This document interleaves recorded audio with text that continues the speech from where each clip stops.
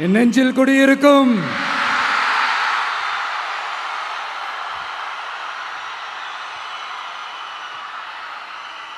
தமிழக மக்கள் உங்கள் அனைவருக்கும் என்னுடைய வணக்கமும் என்னுடைய நன்றிகளும். குறிப்பா திருச்சி கிழக்கு தொகுதி மக்கள் உங்கள் அனைவருக்கும் என்னுடைய ஸ்பெஷல் வணக்கமும் ஸ்பெஷல் நன்றிகளும்.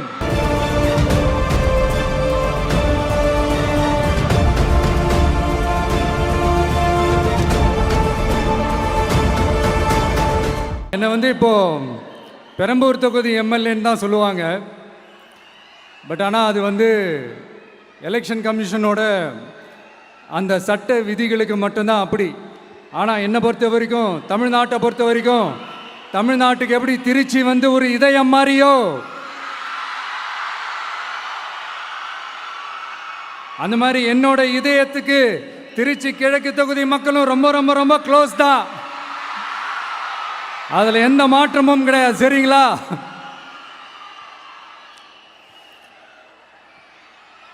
ஆட்சிக்கு சில வாரங்கள் கூட ஆகல. 6 மாசம் அமைதியா இருப்போம்னு சொன்னவங்களாம் 6 நாள் கூட அமைதியா இருக்க முடியல. ஆட்சிக்கு அரை மணி நேரத்திலே ஆரம்பிச்சிட்டாங்க. பாவம், ஒரு கல்யாண வீட்டிலலாம் போய் புலம்பிட்டு இருக்காங்க. நான் சொன்னதெல்லாம் நடக்குதா? 1 by 1 எல்லா புலம்பல்ஸும். அது மாதிரி இத்தனை வருஷமா மாற்றி மாற்றி உங்களை ஏமாத்திக்கிட்டு இருந்த இந்த 2 பேரையும் வேண்டாம்னு சொல்லி ஒதுக்கிட்டு உங்களுக்காக உண்மையா உழைக்க வந்த உங்க விஜய, உங்க அண்ணனை, உங்க தம்பிய முதல் அமைச்சரா இல்ல முதல் சேவகனா ஆக்கியிருக்கிறீங்க. தலை வணங்கி ஒட்டுமொத்த தமிழக மக்களுக்கும் இந்த நேரத்தில் என்னுடைய நன்றியை தெரிவிச்சுக்கிறேன். இந்த நேரத்தில் எங்களுக்கு ஆதரவு தெரிவித்த அத்தனை இயக்கங்களுக்கும், அத்தனை இயக்கத்தின் தலைவர்களுக்கும் மீண்டும் என்னுடைய நன்றியை தெரிவிச்சுக்கிறேன்.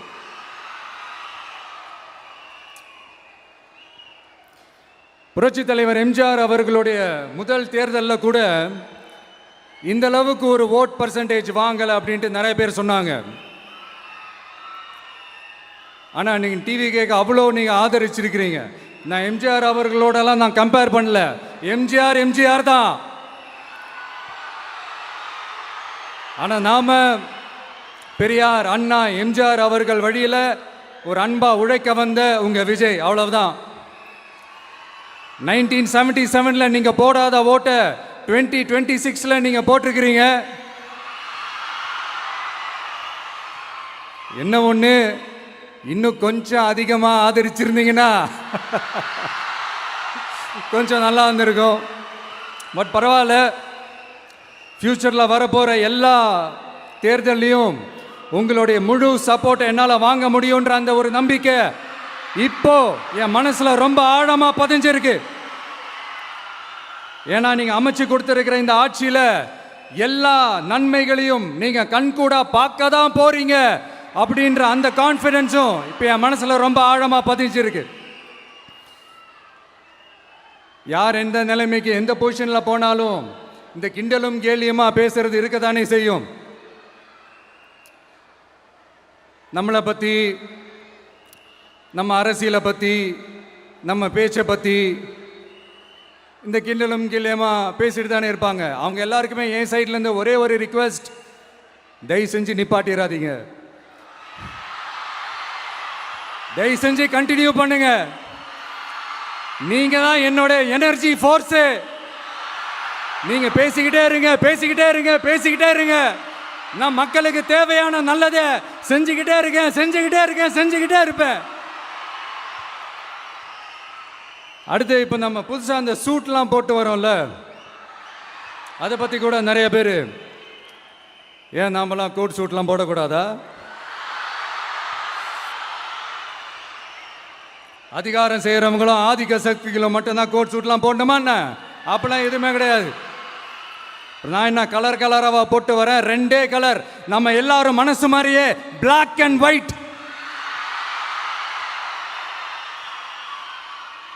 எல்லாத்திலும் பிளாக் அண்ட் ஒயிட்டா இந்த விஜய் இருப்பான் அப்படின்னு காட்டுறதுக்கு தான் அந்த கலர். அடுத்து அந்த பிளாக் கூட யாரை குறிக்கும் எதை குறிக்கும்ன்றது நான் சொல்லி தான் தெரியணும்னு அவசியம் இல்லை, அது உங்களுக்கே நல்லா தெரியும். எல்லாத்துக்கும் இப்படி வழக்கம் சொல்லிக்கிட்டு நசன் பேசுகிற டைப்பும் நம்ம கிடையாது. உங்களுக்கே தெரியும், அதிகபட்சமாக எல்லா மீட்டிங்கிலும் 20 நிமிஷம்குள்ளே தான் நான் பேசியிருக்கிறேன். அதனால் இப்போ மக்கள் என்கிட்ட என்ன சொல்கிறாங்க அப்படின்னா, இந்தப்பா விஜய், நீ எங்களுக்காக உழைக்கிறதுக்காக வந்திருக்கிற, அந்த வேலையை மட்டும் பாரு, உன்னை பற்றி பேசுகிறவங்கள நாங்கள் பார்த்துக்கிறோம் அப்படின்னு சொல்லிட்டாங்க. சரி, ஆனது ஆச்சு.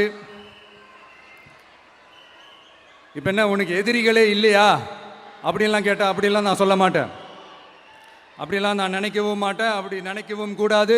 இப்பவும் சொல்கிறேன், அரசியல் ரீதியாக சொல்கிறேன், 2 பேருக்கு நடுவில் தான் போட்டியே. ஒன்று இன்னொன்று, எஸ், ஒன்று டிவிக்கு, இன்னொன்று டிஎம்கே. இதுக்கு நடுவில் வேற யாருக்கும் எந்த வேலையும் கிடையாது. ஏதாவது இருக்குன்னு சொல்றீங்க? எலெக்ஷனுக்கு முன்னாடியும் அவங்களுக்கு ஒரு வேலையும் இல்லை, இப்போ எலெக்ஷனுக்கு அப்புறம் சுத்தம். ஆனால் இந்த திமுகவும் மற்றும் பலரும் ஒன்றா சேர்ந்துக்கிட்டு இந்த விஜயோட ஆட்சி வந்துடக்கூடாதுன்னு சொல்லி ஒரு கூத்து ஒன்று பண்ணாங்களே, அந்த கடைசி 5 நாள், அடாடாடாடாடா, நமக்கெல்லாம் ஓஹோ இப்படியெல்லாம் கூட நடக்குமோ என்ன கூத்துங்கிறீங்க. ஆனால் ஃபியூச்சர் என்னவா இருக்குன்றதை மட்டும் இப்போ நான் சொல்கிறேன். உங்களுக்காக உண்மையாக உழைக்க வந்த இந்த விஜயா, இல்லை இந்த விஜயோட ஆட்சி அமைஞ்சிடக்கூடாதுன்னு தடுக்க நினைச்ச ஸ்டாலின் சாரா, அவ்வளவுதான். இதுக்கு நடுவில் வேற யாரும் எந்த அல்லு சில்லும் உள்ள வந்து நம்மளை தடுக்கிறதோ எதிர்க்கிறதோ ஏதாவது பண்ணாங்கன்னா நிர்வாகம் அதுக்கு பொறுப்பில்லை ராஜா, நிர்வாகம் அதுக்கு பொறுப்பில்லை. ரிசல்ட் என்னவா வரும்ன்றது அது உங்களுக்கே நல்லா தெரியும். நம்மளை ஏளனமா பேசுறதா நினைச்சு அவங்களுக்கு ஆப்பு வச்சுக்கிறாங்க.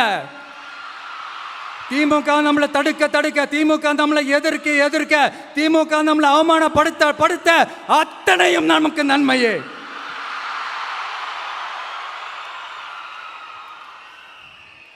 ஒன்று கவனிச்சிங்களா மக்களே, நம்ம ஆட்சிக்கு வந்ததுக்கு அப்புறம் ஒரு விஷயம் ஒன்று நடந்துகிட்டு இருக்கு. இது இந்த ஜென்சி தலைமுறையை அட்ராக்ட் பண்ணுறதுக்காக இங்கிலீஷ் தமிழ் கலந்த அறிக்கை, அது சொல்ல வந்த நினைச்சிங்களா? அந்த காமெடியெல்லாம் கிடையாது. அடுத்து இந்த ரியாலிட்டியை மறந்துட்டு இந்த ரீல்ஸ் போடுறது, அது சொல்ல வந்தீங்களா? அந்த காமெடியும் கிடையாது. இது சீரியஸாக ஒரு விஷயம் நடந்துக்கிட்டு இருக்கு. முன்னெல்லாம் சட்டசபையில் யார் பேசுனா நமக்கு என்ன, யார் அடிச்சுக்கிட்டா நமக்கு என்னன்ற இருந்த கூட்டம்லாம் இப்போ சட்டசபையில் என்ன நடக்குது, என்ன பேசிக்கிறாங்கன்றது ரொம்ப உன்னிப்பாக கவனிக்கிறாங்க. கவனிச்சிங்களா? திமுக ஸ்டைல்லே சொல்லணும்னா ரீல்ஸ் போட்ட கூட்டம்லாம் இப்போ நியூஸ் பார்த்துக்கிட்டு இருக்கிறாங்க. அதில் நமக்கு சந்தோஷம்தான், பெருமை தான். நம்மளுடைய யங்ஸ்டர்ஸ், நம்ம பெண்கள் எல்லாம் அந்த அரசியல் என்னன்னு தெரிஞ்சுக்கணும், அந்த அரசியல் என்னன்னு புரிஞ்சுக்கணும்னு அப்படி ஒரு விழிப்புணர்வு ஏற்பட்டிருக்கு. அதில் எங்களுக்கு சந்தோஷம்தான். இதெல்லாம் யாரால நடந்திருக்கின்றது நான் சொல்லி தான் உங்களுக்கு தெரியணும்னு அவசியம் இல்லை, அது உங்களுக்கே நல்லா தெரியும். இப்படிப்பட்ட நம்ம தெய்வங்களை, இப்படிப்பட்ட நம்ம மக்களை தற்குறின்றது இன்னமும் சொல்லிக்கிட்டு இருக்கிறாங்க. நான் காஞ்சிபுரத்தில் சொன்னதை தான் இங்கே நான் திரும்பவும் ரிப்பீட் பண்ணுறேன். நீங்கள் தற்குறின்னு சொன்னீங்களே, அவங்க தான் உங்களோட அரசியல் வாழ்க்கையே ஒரு கேள்விக்குறி ஆக்கியிருக்கிறாங்க. கேள்விக்குறி ஆக்கிட்டாங்க, இன்னமும் ஆக்க போறாங்க. அன்னைக்கு நான் சொன்னப்போ சிரிச்சவங்களாம் இன்னைக்கு என்ன பண்ண போறாங்களோ. உண்மையை சொன்னாதான் அந்த கூட்டத்துக்கு கசக்குமே. உண்மையிலே நீங்க மக்கள் மனசை புரிஞ்சு வச்சிருந்தீங்கன்னா நீங்க இப்படி மக்களை தப்பாவே பேசியிருக்க மாட்டீங்க. அது என்ன, அப்புறம் அரசியல் புரிதல் இல்லாம மக்கள் நமக்கு ஓட்டு போட்டுட்டாங்களாம். இந்த கவர்ச்சியில மயங்கி மக்கள் நமக்கு ஓட்டு போட்டுட்டாங்களா? நான் என்ன, சரி விடுங்க.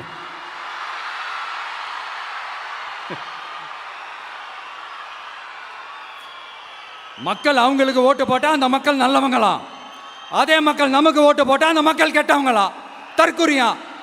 இதே மக்கள் தான் இத்தனை வருஷமா உங்களுக்கு ஓட்டு போட்டுட்டு இருந்தாங்க. உங்களுக்கு மட்டும் என்ன வேற ஏதாவது பிளானட்ல இருந்து குதிச்சு ஓட்டு போட்டு போனாங்களா? தற்குறியாமா? தற்குறி நல்லா வருது, வேணான்னு பாக்குறேன். எங்க அண்ணன் விஜயகாந்த் அண்ணன் சொல்ற மாதிரி, அண்ணா அவர்கள் ஆரம்பிச்ச கட்சியை ஒரு அடிமை கூடாரமா ஆக்குனது யாருங்க சார்? இப்படியெல்லாம் ஆக்கிட்டு உண்மையை சொல்லு உடன்பிறப்பேவா. உங்களோட அந்த உண்மையான உடன்பிறப்புக்கெல்லாம் என்ன சொல்றாங்க தெரியுமா சார்? திமுக இப்படி ஆனதுக்கு காரணம், அந்த காரணத்தை வெளியிலலாம் போய் தேடாதீங்க, உங்க குடும்பத்துக்குள்ளேயே கேளுங்கிறாங்க. உங்களுக்காக மாடா உழைச்சி தேஞ்சு போய் கிடக்கிறோம். திமுக இப்படி ஆனதுக்கு காரணம் உழைக்காம சொகுசா இருக்கிற உங்க குடும்பத்துக்குள்ளேயே போய் கேளுங்கிறாங்க. ஒவ்வொரு திமுக தொண்டனும் அதை சொல்றாங்க. அதை புரிஞ்சிக்காம நம்மளையும் நம்ம மக்களையும் தப்பா பேசிக்கிட்டு, நீங்க மக்களை தப்பா பேசுனீங்கன்னா இந்த விஜய் வந்து கேள்வி கேட்பான், சும்மா இருக்க மாட்டான். இந்த விஜயும் தமிழ்நாட்டு மக்களும் வேறு வேறு இல்லை. இந்த விஜய் தான் தமிழ்நாட்டு மக்களோட ஒரு உண்மையான ஒரே பிரதிநிதி. இது இன்னைக்கும் சரி, நாளைக்கும் சரி, நாளன்னைக்கும் சரி, இதுதான் நிஜம். மறுபடியும் சொல்றேன், நமக்கும் மக்களுக்கும் இடையே இருக்கிற இந்த பூர்வ ஜென்ம பந்தத்தை, அந்த உறவை ஏதோ இந்த சதிகள் சூழ்ச்சிகள் பண்ணி யாராலையும் எதுவும் கெடுக்கவே முடியாது. கெடுக்க ட்ரை பண்ணீங்க நம்ம ஆட்சிக்கெல்லாம் வரதுக்கு முன்னாடி. என்ன சதிகள், என்ன சூழ்ச்சிகள், என்னென்னலாம் பண்ணி எப்படியெல்லாம் தடுத்துடலான்னு. ஆனால் இப்போ ஆட்சிக்கு வந்த இந்த சாமானிய மக்கள் ஆட்சியை நீங்கள் இந்த எதிர்கட்சியாக இருக்கும் போது ஒன்று யூஸ் பண்ணுவீங்களே, இந்த பழைய டெக்னிக்கு, அதெல்லாம் யூஸ் பண்ணி நம்மளையும் மக்களையும் பிரிச்சிடலாம்னு நினச்சிங்கன்னா அது ஒரு காலம் நடக்காது. மக்கள்லாம் ரொம்ப தெளிவாயிட்டாங்க சார், ரொம்ப தெளிவாயிட்டாங்க. அதனால ஒரு ஆக்கப்பூர்வமான ஒரு எதிர்கட்சியை செயல்பட்டு மக்கள் மனசை வெல்ல பாருங்க.